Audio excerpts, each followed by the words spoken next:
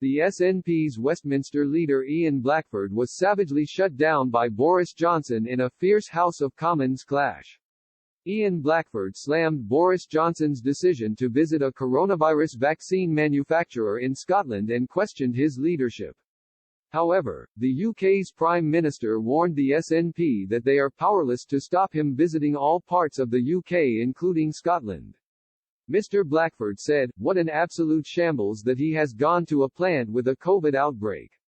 Anyone can see that his campaign trip to Scotland was utterly reckless." Prime Minister, why be so reckless? Is it any wonder that people in Scotland have no faith in him? Mr. Johnson replied, "I think the people of Scotland want to see the whole country pulling together and working to develop the vaccine as that plant is doing. Nobody raised that issue with me before or since. It is my job to visit every part of this country.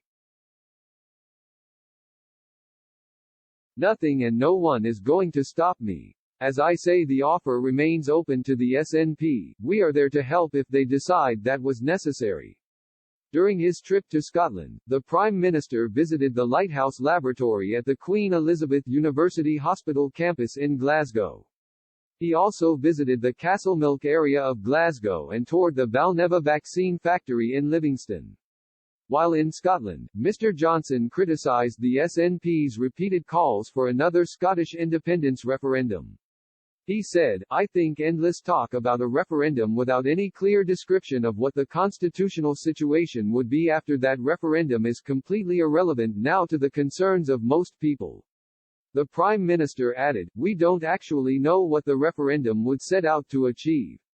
We don't know what the point of it would be. What happens to the army? What happens to the crown? What happens to the pound? What happens to the Foreign Office?